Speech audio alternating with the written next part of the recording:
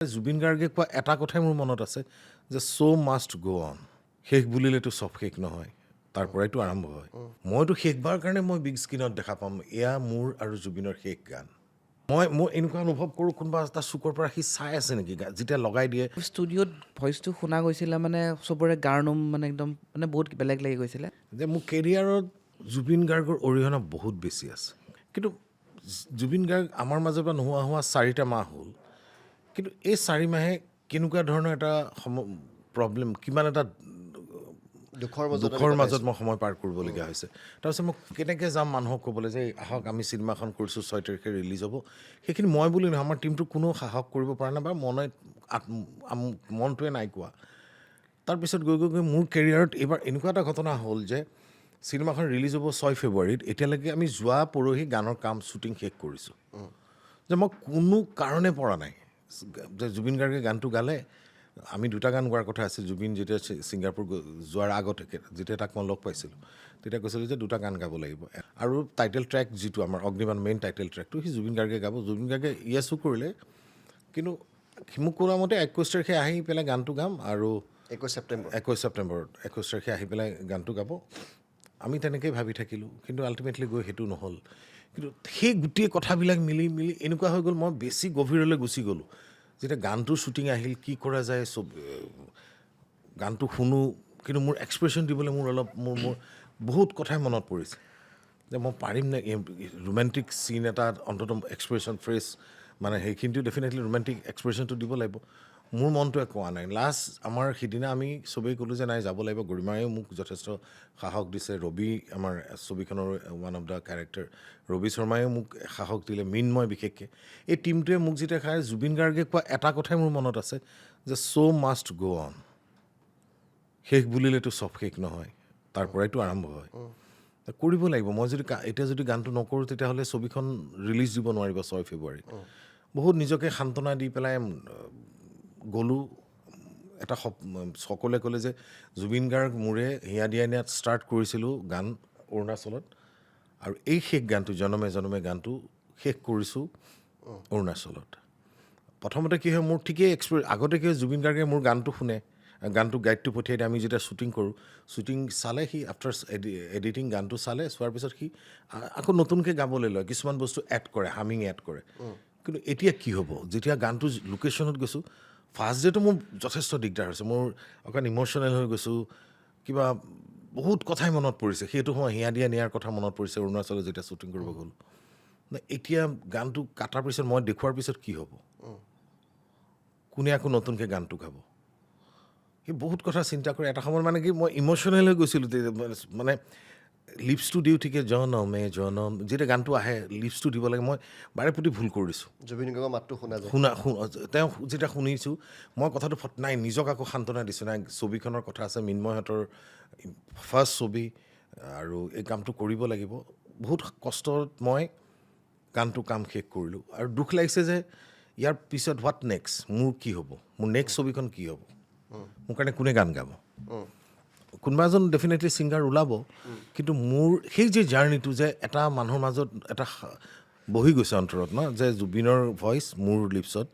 বহুত কেইখন ছবি, এতিয়া জুবিন গাৰ্গৰ 90% হিট ছং চিনেমাৰ মোৰ লিপছতেই আছে, আৰু এইটো মোৰ কাৰণে শেষ গান। মই যেতিয়া 6 তাৰিখে ছবিখন ৰিলিজ হ'ব, আমাৰ 4 বা 5 তাৰিখে প্ৰিমিয়াৰ হ'ব, মইতো শেষবাৰ কাৰণে মই বিগ স্ক্ৰীণত দেখা পাম এয়া মোৰ আৰু জুবিনৰ শেষ গান।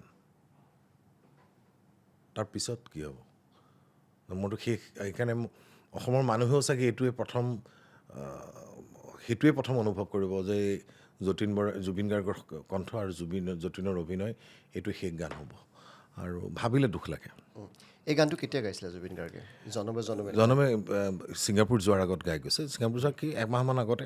কথাটো তেনেকুৱাই আছিল, মই যেতিয়া নিজেও কথা পাতিছিলোঁ, আৰু দিগন্ত ভাৰতীয়ে গানটো মিউজিকৰ আৰু আৰু এটা গান গোৱাৰ কথা আছিলে, মানে টাইটেল ট্ৰেকটো গোৱাৰ কথা আছিল। সি কৈছে মই 21 তাৰিখে আহিম, আৰু সিও নিজে ৰৈ ৰৈ বিনালে ছবিৰ লগত জড়িত হৈ আছিল, তাতো অকণ সময় দিব লগা হৈছিল। কিন্তু কি ক'ব, নিয়তিৰ আল্টিমেটলি গৈ সি আহিল। প্ৰথম হিয়া দিয়া নিয়া যেতিয়া আপোনালোকে একেলগে জুতিটো বান্ধিছিলে, য'ত শ্বুটিং কৰিছিলে অৰুণাচলত, শেষ গানটো তাতে কৰিছে। সেইকাৰণে কৰিছেনে? সেইকাৰণে নহয়, সেইটো এটা কাৰণ, কিন্তু মই অলপ প্ৰেছাৰ দিলোঁ, প্ৰডিউচাৰকো ক'লোঁ, পৰিচালককো ক'লোঁ যে মোৰ এটা মন যে যি হ'ল হিয়া দিয়া নিয়াত আমি তাতেই ষ্টাৰ্ট কৰিছিলোঁ, তাতে গানটো শেষ কৰোঁ। আৰু মই গানটো গাই থাকিলে এনেকুৱা লাগে ৱাইড এংগেলত, মানে তেওঁ চিনেমেটিক গান, চিনেমাৰ গান বুলি ক'লে জুবিন গাৰ্গে সেই গায়কীটো মই অনুভৱ কৰোঁ। মুকলি দিগন্ত ভাৰতী সেইমতে কৰিছিল। যেতিয়া সেই লোকেশ্যনত গৈছোঁ, আচলতে সকলোৱে ক'লে নাই, ডিচিশ্যন এটা ল'লে যে আমি তাতে অৰুণাচলত শ্বুটিংটো কৰিম। আমি বাহিৰত যোৱা কথা আছে, যিহেতু আমাৰ হাতত খুব কম সময়, টাৱাঙৰ বিভিন্ন কেইটামান লোকেশ্যনত কৰিম। আৰু ভগৱানক ধন্যবাদ যে ৱেডাৰে আমাক ছাথ দিলে। কিন্তু মোৰ অকণ দেৰি লাগিল, কিয় মই যিটো লিপছ মই জুবিন গাৰ্গৰ এবাৰতে মই এক্সপ্ৰেশ্যনটো দিব পাৰে, মোৰ বহুত বাৰ লাগিছে দিওঁতে। এনেকুৱা শুনিছিলোঁ, মই তেখেতৰ লগতো কথা পাতিম যে ক'ৰবাত জুবিন গাৰ্গ আকৌ আহি যাব মই এনেকুৱা অনুভৱ কৰোঁ কোনোবা এটা চুকৰ পৰা সি চাই আছে নেকি, যেতিয়া লগাই দিয়ে মানে গানটো, যেতিয়া জনমে জনমে এছিষ্টেণ্ট মিউজিক কৰিঅ'গ্ৰাফাৰে মাইক্ৰ' হেৰিয়াত যেতিয়া বক্সত লগাই দিছে, খুব গানটো যেতিয়া ডাঙৰকৈ বাজিছে, তেতিয়া ইক' হৈছে কিছু ক্ষেত্ৰত বিভিন্ন হেৰিয়াত। চ' সি ক'ৰবাৰ পৰা চাই আছে নেকি, এনে মই আকৌ ইন'চেণ্টলি মই কিছুমান বস্তু এনেকৈ চাওঁ দেই, বিভিন্ন ধৰণৰ কথা আহিছে সেইটো সময়ত মনলৈ। হিয়া দিয়া নিয়াৰ সময়ৰ কথা, সি ক'ৰবাৰ পৰা শুনি আছে নেকি, চাই আছে নেকি, মানে তাৰপিছত আকৌ নাই মই এইখিনিতে এটা কথা মই সৰুতে ল'ব বিচাৰিছোঁ, তাতে পাহৰি গৈছিল চাগে। যিদিনাখন মানে দিগন্ত দাওতো ঘটনাটোৰ পিছত বহুত হেৰি হৈ গ'ল তেখেত, আমি সকলো অকণমান ট্ৰমেটাইজ হৈ যোৱাৰ নিচিনা হৈছিলে। তো গানটোৰ মিক্স মাষ্টাৰৰ কিছুমান কাম বাকী ৰৈছিলে। তো তেওঁকো মানে এইবোৰ বস্তুৰ পৰা ৰিকভাৰ কৰিবলৈ দিগন্ত দাকো মানে টাইম লাগিলে, বহুতখিনি সময় টাইম লাগিলে। মিউজিচিয়ানখিনিও জুবিন গাৰ্গৰ যিটো মিউজিচিয়ান আছিল, সেই মিউজিচিয়ানখিনিও তাবলিছ আমাৰ ৰাজাই তবলা বজাইছিল, ৰাজাইতো সিদিনাখন আহি তবলা বজাই থৈ গৈছিল। ৰাজাই পৰা নাই সেইটো সময়ত তবলা বজাবলৈ। আৰু যেতিয়া ষ্টুডিঅ'ত ভইচটো শুনা গৈছিলে, মানে চবৰে গাৰ নোম মানে একদম মানে বহুত বেলেগ লাগি গৈছিলে। মিক্স মাষ্টাৰৰ গানটো দাদাই হয়তো কথা ক'ব পাহৰিলে কাৰণে মই মেনশ্যন কৰি দিছোঁ। দাদা খানাপাৰা পাৰ হৈছে আৰু মানে সমাধি ক্ষেত্ৰ অকণমান পাৰ হৈছে, সেইখিনি সময়তে মিক্স মাষ্টাৰৰ গানটো আহি পাইছে। তেওঁ মানে নগাঁৱত কিবা কামৰ পৰা ৰিটাৰ্ণ হৈ আছিলে গাড়ীত, আপুনি পাহৰিলে এইটো কথা হ'ল। তো মই মিক্স মাষ্টাৰৰ গানটো তেওঁক পঠিয়াই দিলোঁ, মানে মোবাইলৰ হোৱাটছএপত। তেওঁ গানটো শুনিলে, গানটো শুনি পেলাই দাদাই, মই খবৰ পিছত গম পাইছোঁ আৰু যে মানে গাড়ীখনত তেওঁ এতিয়া কোৱা নাই মোক, কিন্তু গাড়ীখনত তেওঁ কান্দিলে। কান্দাৰ পিছত লিণ্টু, দাদাৰ লগত যোন থাকে, লিণ্টুক ক'লে, লিণ্টু গাড়ী ঘূৰা। সমাধি ক্ষেত্ৰত গৈ পেলাই জুবিন দাক গানটো শুনাই থৈ আহিছিলে। এইটো এটা বহুত আৱেগিক মই মুহূৰ্ত। মানে কি মই পিছত ভিডিঅ'টো এতিয়া মোক ক'লে বেয়া লাগিব, তাৰমানে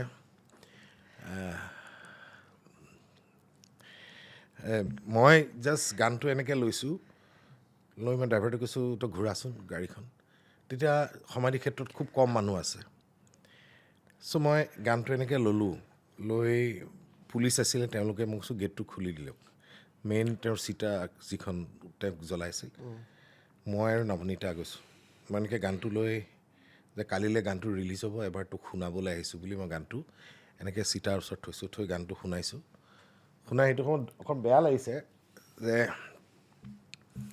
এইটোৱে তোৰ শেষ গান তোৰে মোৰে, মই এইটো শুনাই থৈ আহিছোঁ, কিন্তু এইটো পাহৰি গৈছিলোঁ। নাই মই ক'বলৈ বিচৰা নাই একচুৱেলি, যে এইটো মই ভালকৈ অনুভৱ কৰিব পাৰোঁ। আৰু ভিডিঅ'টো আছে একচুৱেলি, মোৰ কোনোবাই কৰিলে, মোৰ ড্ৰাইভাৰটোৱে কৰিছিল। আৰু সেইটো মই ভাবোঁ মোৰ দিগদাৰ হৈছিল কাম, চব এই গানটো হেৰি কৰাৰ সময়ত। মই অন্ততঃ তাক যে শুনালোঁ গানটো, কম মানুহ আছিলে সেইদিনাখন বহুত কম মানুহ আছিলে ষ্টুডিঅ'ত, নাই কম মানুহ আছিল তাতে হেৰিত সমাধি ক্ষেত্ৰত। এই কথাটো কল্পনা কৰিবলৈ ভাবিবলৈ বহুত দিগদাৰ। আপোনাৰতো শেষ হয়, আজিৰ পৰা অসমীয়া চিনেমা যিমান আহিব জুবিন গাৰ্গৰ মাতটো নাথাকে আৰু, কিন্তু কোনোদিন আমি জুবিন গাৰ্গৰ মাতটো ছবিত নাপাওঁ। এইবাৰ শেষবাৰৰ বাবে হয়তো জুবিন গাৰ্গৰ গান আমি ছবিত পাবলৈ গৈ আছোঁ। সেইটোৱে মই কওঁ যে 6 তাৰিখে ছবিখন ৰিলিজ হ'ব, মানে সেই যে জুবিনৰ কেতিয়াবা এনেকুৱাও যে হয়, আমি যেতিয়া থিয়েটাৰ কৰিব যাওঁ, কিছু গাঁৱৰ কিছুমান মানুহে মোক কয় আপুনি গান এটা গাওকচোন, ইমান ধুনীয়া গান গায় জুবিনৰ। কিছুমানে ভাবে কি জুবিনৰ গানটো কেতিয়াবা ময়ে গাই দিওঁ বুলি ভাবে, অকণ জুবিনৰ গান এটা গাই দিয়কচোন। মই গান নেগাওঁ নহয়, মই লিপছে দিওঁ। তেতিয়া মই বুজাব লগা হয় যে মোৰ কেৰিয়াৰত জুবিন গাৰ্গৰ অৰিহণা বহুত বেছি আছে।